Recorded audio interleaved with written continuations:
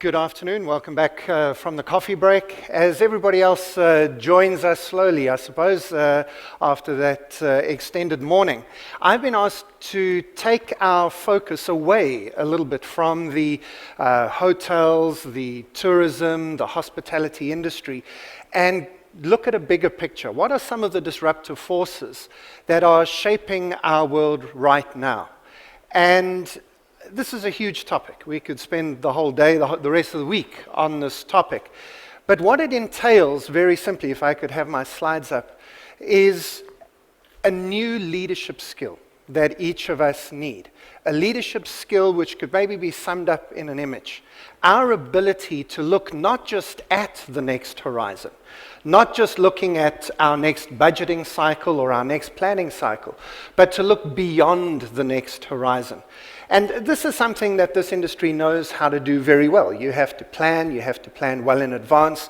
You've got a lot of assets that need to be built, and they can't just be brought on stream quickly.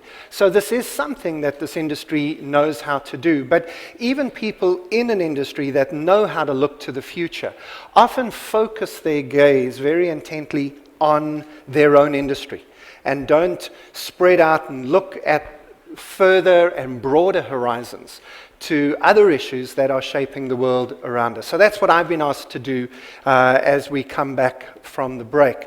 This is what our team at Tomorrow Today does, and we focus on this issue of disruptive change. We truly believe that we are living at a moment in history that history itself is going to look back on. A moment of disruption, a moment of era shift in history. In other words, we're not just dealing with change. We're not just dealing with deep change or increasing change or fast-paced change. We're dealing with a time when the rules for success and failure are actually shifting. And if that's true, then we might find ourselves in a very similar situation to these two gentlemen. They do what they do for a living. They're fishermen. You do what you do for a living in the hospitality, tourism, hotel industry. But none of us necessarily look around us as much as we should for big, unexpected, unprecedented, never-before-seen forces coming our way. And by the time we notice them, and there's maybe a recession or a geopolitical change or some bump or noise, by the time we notice it and get our team woken up and the motor of our business going, it can be a little bit too late.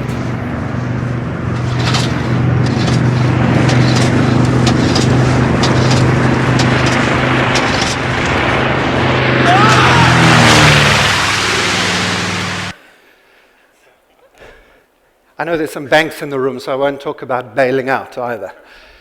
So I've been asked to talk about some of these things that are barreling towards us. I did ask for permission to keep you here until Friday lunchtime. That's about as much content as I've got, but apparently 30 minutes is going to have to be enough. So what I thought I'd do is to focus just on three key areas, and in each of those areas to just give you two examples of deep structural change. I think these are some of the biggest examples, but just 6 examples very briefly this afternoon as we look at what is changing the world around us. So I want to have a look at the world and the fact that our world is changing. I want to have a look at how we are changing the way we engage with the world and interact with it. And then I want to talk about how we ourselves as people are changing. So in each of those areas, just 2 exhibits, if you like. 2 exhibits, if you like, from a museum of the future. Artifacts that might indicate a radical shift taking place right now. As we look at the changing world, we could talk about all sorts of things. Climate change and disruption. We could talk about geopolitical chaos, ISIS and refugees and immigrants. And hey, we could even talk about a wall that's apparently going to be built by Mexico, paid for by Mexico. But who knows where some of these things are going to lead. We could talk about all of those things and more. But I thought that 2 things that maybe needed a little bit more of a spotlight focused on them today were these 2. The first is a radical shift in how we engage with energy in the world, with where our energy comes from. Now, we've heard already today about oil, about fracking, and I'm not going to go into more detail there. I want to go beyond that because I think there are even deeper and more profound changes taking place in our energy sources right now. The first of these is a little project. Well, it's not a little project. By the time it's finished in 2027, it'll be the second largest man-made engineering object on the planet. It's being built outside of Marseille in France, southern France, and it's called ITER. I wonder if you've heard of it, the International Thermonuclear Experimental Reactor, co-funded by a variety of governments around the world, with an aim of creating nuclear fusion power. Now, nuclear fusion is the good type of nuclear. It doesn't have that many waste products, and the key to this is that it will be the first time that we have built a machine that gives more energy out than we have to put in. In other words, it's modeled on what happens in the sun every day. We are building a star on planet Earth. Ultimately, there's obviously costs sunk into the building of the machine, but once the machine is up and running, the actual energy it produces is, in essence, free. So we're not just talking about a reduction in the price of oil. We're not just talking about a new ceiling for the price of energy. We're talking about free energy sources. What would the world look like if 25 years from today, we could have one of these devices built on every continent and be providing essentially free energy to the world? It would change the world as we know it. And this is the dream and the plan of this particular project. Now, there are many other projects looking at nuclear fusion that are actually running well ahead of schedule, including a small desktop version at MIT and one called a twisted coil, which has just come on stream in Germany recently. So we're heading into a very interesting space in the nuclear side of things. Of course, solar is continuing its dramatic leap forwards, both in efficiency and the reduction in cost. It really does feel like the 1990s felt for PCs. Remember in the 1990s, you needed to buy a new computer, so you waited as long as you could, and eventually at the end of the week on Friday, you went into the store and you bought yourself that 486 XT. And as you were walking out the store, they were taking down the signs for the 486 XT and putting up the signs for the 586 DT or whatever the next one was. I mean, literally, week on week, we were seeing doubling of computer speeds and halving of prices. And that's really close to what's happening in solar at the moment, including, of course, some massive solar arrays that have just come on stream. The largest in the world in Morocco, just in the last few weeks. The second largest will come on stream in just a few months' time, being built across in the United States of America. Because solar is no real value if we don't have batteries to go with it. And probably the guy who's doing the most work in storing energy in batteries is Elon Musk of Tesla. If you're going to have a really great electric sports car, you need a really great battery. And the real story around Tesla is not their dominance of the sports car market or the automobile market. And I'm sure you saw 2 weeks ago when they announced their the launch of their new car, and they got about 130,000 pre-orders for a car that hasn't even been designed yet and will only be delivered in September next year. It felt like we were watching an Apple product being released instead of a car. So they're disrupting the automobile industry, but I think that's the smallest piece of news out of Tesla. The big piece of news is that they are disrupting battery technology. They've already released a product called the Powerwall, which is now available to individuals just like yourself for $3,000. You can put a 7 kilowatt unit in your house with 2 solar panels and take yourself off the grid. And that's been available for over a year already and already in full production. Now, of course, there are also some significant moonshot type things. Just a few weeks ago in Iran, I was shown this particular device. This is a completely transparent solar cell. In other words, you could replace every window in your building with solar panels and take your building not just off the grid, but make sure it becomes an electricity producer as a building. There are people around the world who just in the last few months, literally this year, have combined together to form the Breakthrough Energy Coalition. It's quite a long website address, but it's breakthroughenergycoalition.com if you're interested. It's headed by Bill Gates. You might have heard of him. For the last few years, his foundation has been focused on getting rid of malaria.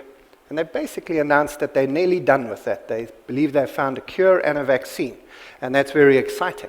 But he now has some time and funds available to do something else. And so he's got together with other people you might have heard of, founders of Amazon and Alibaba, founders of Facebook and Warren Buffett and a few other people, and they've put together a multi-billion-dollar fund. In just a few weeks, they managed to get a few $1 billion together. Well, in fact, you know what? Let Bill tell you about it himself. Well, the modern lifestyles we lead depend on a huge amount of energy. The fact that we can make steel, that we have cars, air conditioning, heating, cooking, that's all based on energy. If you could change the price of one thing to really lift up the lives of the poorest people everywhere, it would be the price of energy. They can get to their jobs, they can buy fertilizer, they can have lights at night. The energy miracle that's allowed for modern civilization is primarily based on hydrocarbons. That is coal, gasoline, natural gas. And as we burn that and release that, it heats up the atmosphere, and that heating changes the climate in a way that's a terrible threat to particularly the poorest people on the planet. What we need to do is fund the kind of researchers who are looking at the early stages of these problems. If we look at where we've had huge success in the past, the government's been there to fund the basic research. That was true for the digital revolution, where government contracts led to the internet. We need the basic research, but we have to pair that with people who are willing to fund high-risk breakthrough energy companies. And that formula will accelerate the innovation at the research level, accelerate the risk-taking, and that's what gives us a chance of having a solution that really let us not have to give up energy usage and yet not damage the environment. I am optimistic. I think we will get the increased investments. If we come together, really realize what solves the problem, then we will make the breakthroughs. I realize that showing a video which shows you the end of oil is not necessarily the cleverest thing to do in an emirate. But I think Dubai was ahead of that game and realized that this was coming. But I think that what you need to realize is it's coming even faster than you can imagine. Because we now have some of the world's most successful and powerful and richest people focusing a lot of their energy and their funding on finding alternatives to carbon-based fuels. This is going to happen within the next 10 to 15 years. And I don't know about you, but that just, it blows my mind that we live at a time where we might be genuinely, this phrase has been around, but now it could be a reality, that the world will shift quickly to the end of oil. I don't think it'll ever be the end of oil, but I think it's the end of the era of oil. And that's an interesting thing. Now, is it an interesting thing? I mean, what do you do with this? So obviously one of the key things is that any industry that has energy as a key cost point, now suddenly the game changes. Your maths changes because that component becomes a radically different price point. So that changes everything from construction to logistics. It also impacts a lot of the key things that we see as problems in the world right now. So the only reason we don't have enough water in some parts of the world is that we don't have cheap enough energy to be able to desalinate the oceans. If energy is not a price problem, then water is not a problem. Just as simple as that statement is. If energy isn't a problem, then water isn't a problem. And if water isn't a problem and energy isn't a problem, well then food isn't anywhere near a problem at all. This picture on the left-hand side there is a concept that Google put together. I was visiting their headquarters just 2 weeks ago, and the Google Singularity University presented the potential for building high-rise farms in the middle of every city in the world.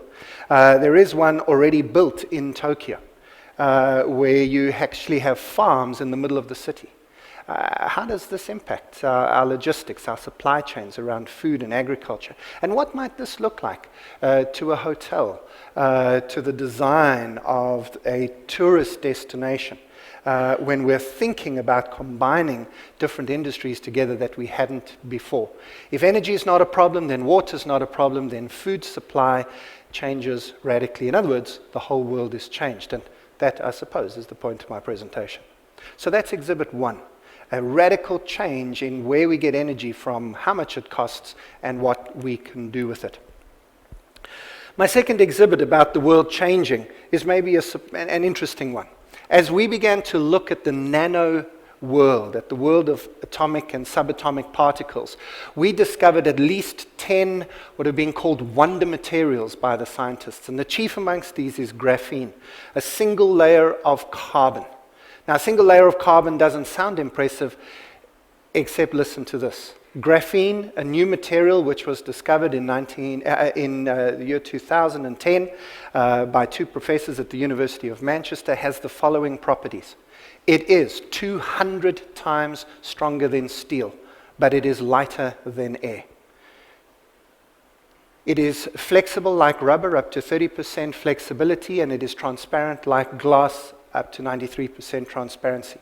It can conduct heat and heat and electricity 10 times better than copper, and it can be programmed like silicon. It sounds like I'm making things up here. It sounds like I'm giving you a wish list of something rather than describing a material. This material, we could build containers out of this material so that when they're on ships and lorries and they go over a weighbridge, the only weight of both the truck and the container and the goods inside it is the goods inside it. Because the material that the container is made out of, 200 times stronger than steel, is lighter than air. We could build buildings out of this thing because it could replace glass and steel. And the building itself could be lighter than the air inside it. Your mind blows when you think of what could be. And that's just one of 10 so-called wonder materials, including carbon nanotubes and a variety of other things that are about to change our world. The reason maybe you haven't used graphene in any of your buildings yet is it's a little bit too expensive.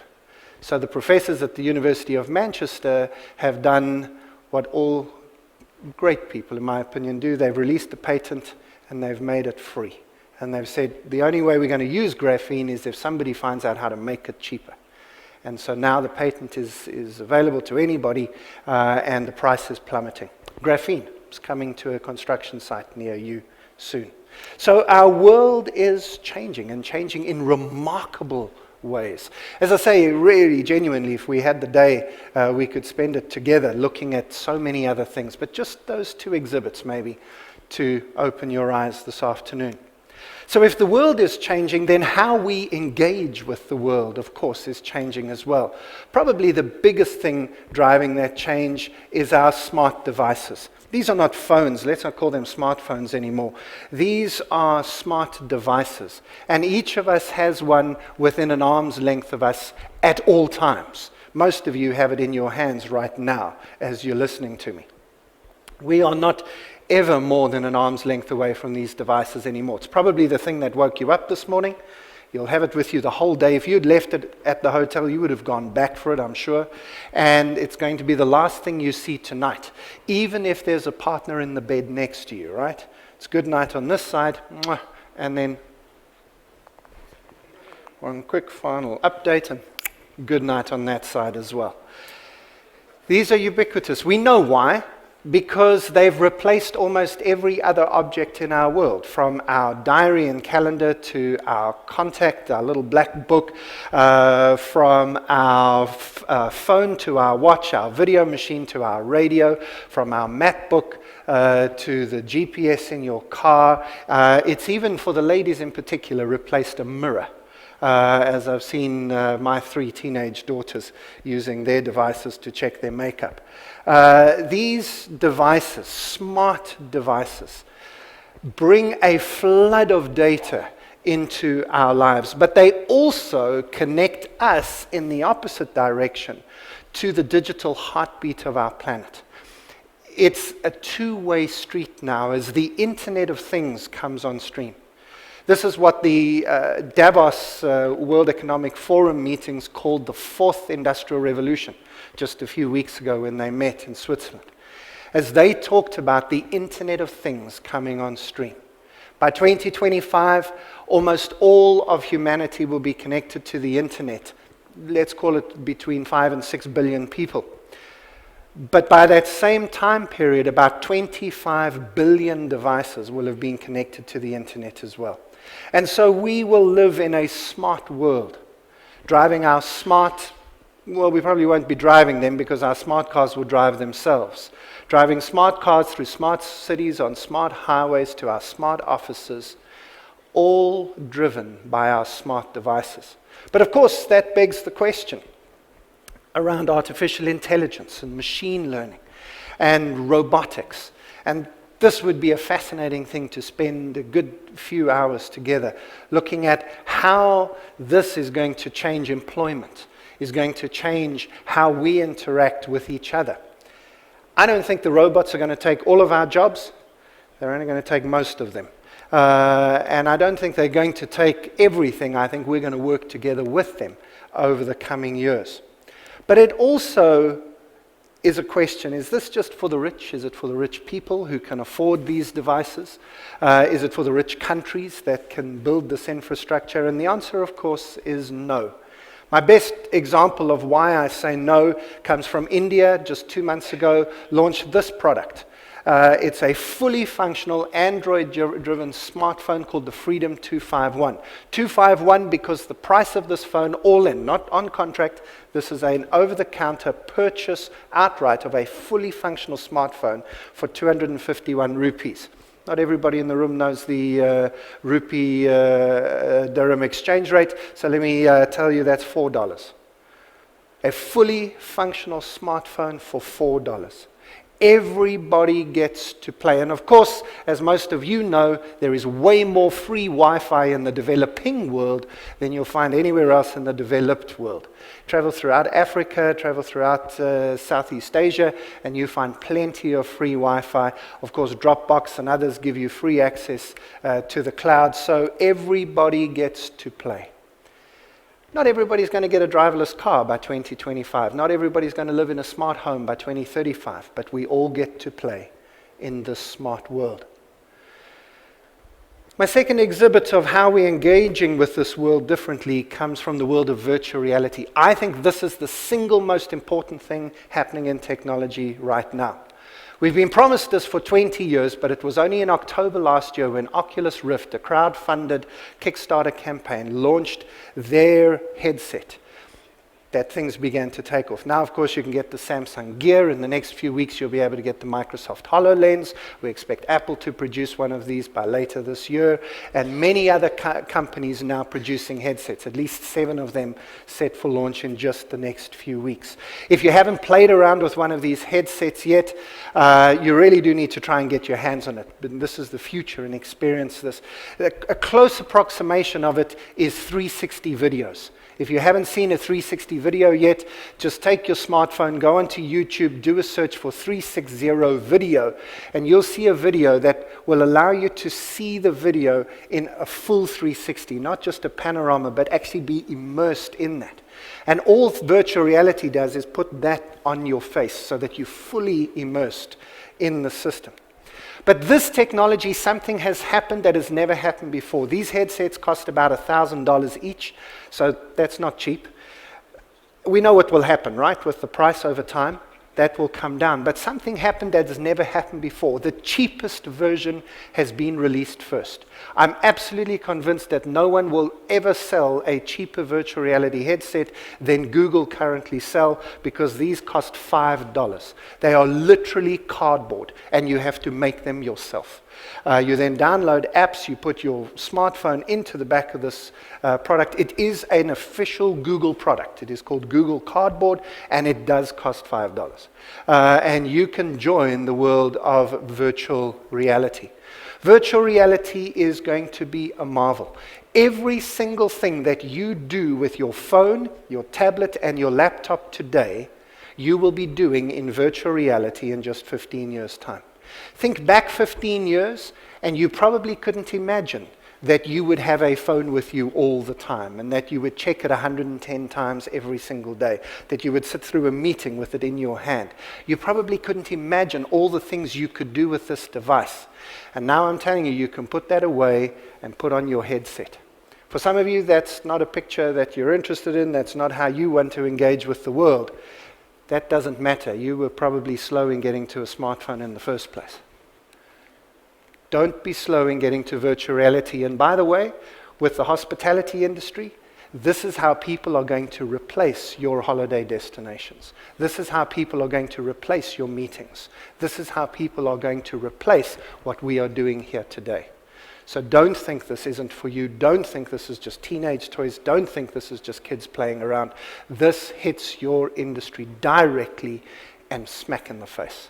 Get into virtual reality. The implications are huge. But we are also changing. It's not just the world, it's not just how we engage with the world. We as human beings are changing now more than we ever have before. Just two quick examples of how we are changing. Probably the biggest shift that's changing is that all of us in this room are going to live longer than we thought we would. But seriously, much longer than you thought you would. Some of you maybe have already lived longer than you thought you would. You know, the 70s were a great time for you, mainly because you can't remember most of them. But here you are. You're still here. But most of us in this room are easily going to make our 80th birthdays. You know, we're the first generation in human history who've planned for their 80th. Life expectancy 100 years ago was only 47. And yet people who were born 100 years ago are still alive. 420,000 of them, by the way, which means that there are 1,000 people who are celebrating their 100th birthday today. And you also might be one of them. In fact, young people who were born in the 1990s have a 50% chance of making it to 100. Which means that my oldest daughter, born in 1999, might live in 3 centuries. I don't know what that does to you, but as a parent, that just blows my mind just a little bit. That I'm raising a daughter who could live, not for 3 centuries, not for 300 years, but live in 3 centuries. And we've actually established her financial planning and her retirement planning around living to 120. I'm doing mine to 110. That's my target. And I don't think that I'm being unreasonable. If your financial planning is only to 80, you are going to run out of money before you run out of life. And that's not a very clever thing to do. You need to rethink that one just a little bit. In fact, you have to change your thoughts about everything. My daughter, Amy, she's 17 now. She's just broken up with her first serious boyfriend, which I'm not entirely unhappy about. Because as I tried to explain to her, if she gets married to a guy in her early 20s, she may very well make a promise to this guy, you know, in better for worse, sickness and in health, for richer for poorer, till death do us part. That might be a 100-year commitment she's making. 100 years is a long time to be with just one person. So you've got to think this stuff through. We've also got to think about our careers, mainly because we have to think about retirement. Mainly because, well, old age isn't what it used to be. Nobody wants to be older longer, right? We want to be younger longer, and that's what's going to happen. So you're not going to be able to retire at 60, 65, 70, 75, 80 maybe is a better thought. Or not. But then, as with most things, that might be up to you. My last exhibit is those young people themselves, my daughters, your children, today's young people, the graduates that are helping us out with this event. They are what I like to call digital natives, sometimes called millennials. We're immigrants to this digital world. Yeah, we use these devices, but it always feels like a second or third language. But they are never offline. They are always connected. They want all their information always available, always updated on the device that they're choosing and the software they want to use, not what your IT department tells them. And they have major headaches when they come to hotels. Let's be honest about that. So, that's why we need this as a skill. Not just as a nice to have, not just to do when you go for a run or sit in the bath for an extra 15 minutes one day a week. We have to build this into our schedules. We have to build this into our requirements for our teams. What is this? Well, I think it's a few things. First of all, it's about switching on your radar. Not just understanding the trends and forces that are shaping the hospitality, the tourism, the travel industry. Of course, that's your job. That's what you do. But you've got to look beyond that. You've got to see the bigger forces. You're an industry that knows how to do that. You do look at a lot. But I think you've still got to put your radars even further out and broader out. Secondly, I think you need to experiment more. This is not an industry that takes huge risks. This is an industry that's calculating, that's deliberate, and sure, that's fine. You're not going to get into trouble doing that. But we've heard already this morning that the days of just being able to do better next year than you did last year are over. It's not a blip we're going through. We're not going through a little correction in the market and then everything's going to come back and be fine again. We are at a time of era shift, a time when the rules are changing. And if that's true, then you are going to have to do things differently in the future than you've done in the past. You have no choice. And understanding with that radar switched on where the changes are coming from, and then experimenting in taking sometimes small but sometimes big leaps into new directions is really a leadership imperative now. It's not an option. The third thing you need to do is deal with your limiting orthodoxies. Orthodoxies are habits of thinking and action. The way things are done around here. The way we've always done it. The way our industry works. Are those phrases familiar? If the rules are changing, then how you think and how you act have to change as well. And the final thing I think it means, and I think this is important for where we find ourselves here, specifically at this event in this location, is we have a remarkable advantage of being in the developing world. You see, what does developing mean? Developing means we're still growing, we're still building, we're still working on things. What the developed world means we're done, we've finished. Those distinctions, we often see the developing world as being the underdog, but maybe when the rules are changing, the nations that think of themselves as developing are the nations that will survive. Have a look at this. A woman from Stockholm and a woman from Shanghai. This was Stockholm in 1980. This was Shanghai in 1980. The difference between a developed country, this is Stockholm today. I think they might have just painted the buildings. This is, of course, Shanghai today. The mindset of somebody in Stockholm versus the mindset of somebody in Shanghai. Well, maybe it's the developing mindset. Maybe it's the people who are prepared to do this that have the advantage. And that, for you and me, I think has got to be good news. Tomorrow's world arrived yesterday, and the rules are going to be different. You need to keep up. Thank you.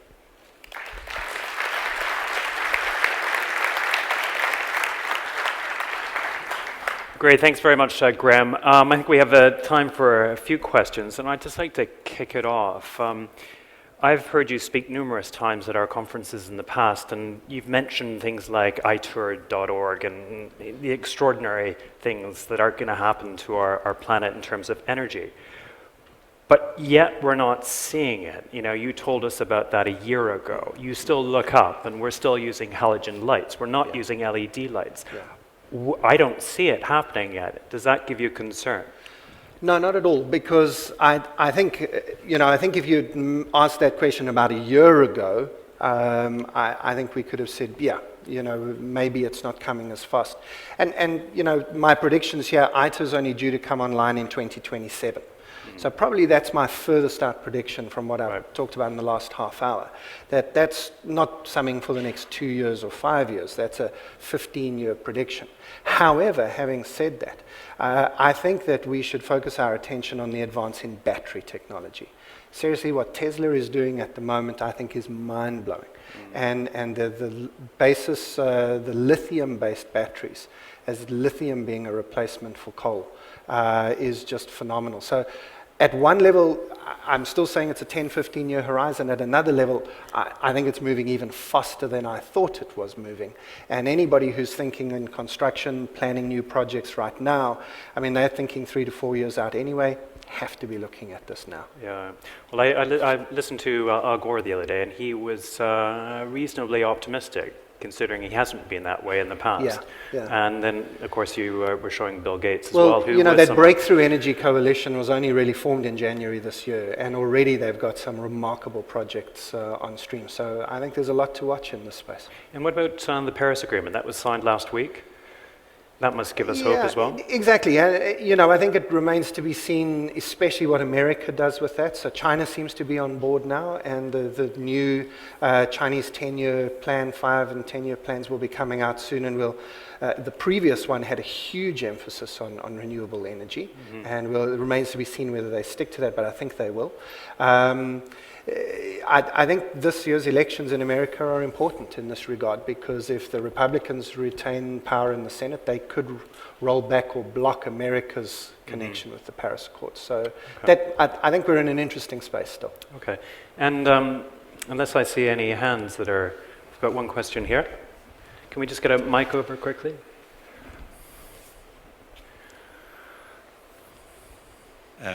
Quick comment and a question. The comment is that you're absolutely right about battery technology being a huge game changer. I'm based in Australia, and we're just seeing, both in the domestic sector and the commercial sector, anyone who's looking at a large project is trying to work out how they can get some PVs on the roof and put some space in there. My question is about, and I think you alluded to it briefly, is the fact that the robots are taking over, but it's not even that, it's the computerization, it's the fact that professional services are, a lot of smart technology coming in there. So as a futurist, I'd be really interested in getting your thoughts on what are the people going to do? There's a lot of them, and what are they going to do? And you're just to put this in context, you're absolutely right about who is in danger. At the moment, we tend to think of robots and computerization as taking out the low-level jobs. But actually, this time, it's the high-level jobs. Bill Gates still calls out plumbers, still has his hair cut, and still goes to a human dentist. But when he needs plans built for a new factory, he actually gets a machine to do it for him. So it's the lawyers, the doctors, the engineers, the architects, the actuaries who are being replaced. I was walking through Wall Street just 2 weeks ago and thinking that probably half the people in those buildings, all of whom earn $250,000 plus per year, half of them are going to be out of work in 10 years' time. They're probably only worth 70 to 80K in the market. That's going to be a huge shock to them and a huge shock to the economy. I'm not sure I've got any answers. Of course, futurists down the years, right the way back from guys like Bertrand Russell, even philosophers, have been saying, well, we'll go to the 3-day week. And countries like Sweden are already now mandating, for example, 6-hour work days to try and shift the economy for us to get used to only working half day, only working 3-day weeks. I don't think that'll happen. I think that's a nice socialist dream. I'd love to live in that dream, but I don't think that leisure time is going to be the answer. I think the on-demand economy, the contract work economy, the gig economy, there's a number of different names floating around. I think that's the future. And I think if you're a parent and are thinking about what career advice to give your kids, you want to be hyper-local or hyper-global. You don't want to be caught in the middle. And I think this is what's going on in the American elections right now. I think people are realizing that the middle class dream is over. That dream that if I work hard and put the effort in, my kids will live a better life than I did. That, in essence, is the American dream. And I think it's over, and I think that's why America's angry. And I'm not sure that anybody's articulating it as carefully as that, but I think that's all it is. And that's true. Middle level people, middle skilled people, middle able people are going to be hurt the most. And that's a huge philosophical question and a deep societal disruption that we're facing, and probably the biggest issue that the globe is facing. So that's not an answer, it's just agreeing with that you've got the right question. And that we could have another 2-day conference just on that topic itself. But I can see we've got our next panel edging to come up on stand. But one of the things that you mentioned concerns me slightly is that the Oculus, the VR technology, and how it might impact this conference. Yes. So what could possibly happen? What do I need to be doing? I want to look underneath and find out what might happen. Tell me. I want to get a bit of advisory. So Jonathan, you're right here with me. You're closest in the audience, so you can touch me, you can hear me, you can see me. Hopefully not smell me, but anyway, you're using all your senses. Now, the only difference between this experience and a virtual reality experience if I was on the other side of the world, the only difference is bandwidth. The only difference is the amount of data you're taking in. Your eyes, your ears are way better than any device we've got at the moment, thousands of times better. But within 10, 15 years, they won't be. And so the real question is, if we can trick our brains, we can give our eyes and our ears the same level of stimulus that the real world gives them, but do it virtually or artificially. And our brains therefore can't tell the difference. They don't know whether it's real or artificial. Does it matter? Right. And that's way beyond me. A philosophical question, but the point is, if it doesn't matter, then we can be anyway. No, that's and true. And I know you're asking a personal question because this is what you do for a living, so do I. Yeah. The difference is you and I have got to stop thinking about geography. Yeah. Now, that's an interesting one if you're in the job of selling geography, of selling space, because I think we're getting to the end of geography. What that means to a hotel group, well, I'll happily chat with all of you over lunch about that one. Okay. Well, please show your appreciation to Graeme Codrington. Thank you so much. Graeme, thanks so much for joining us.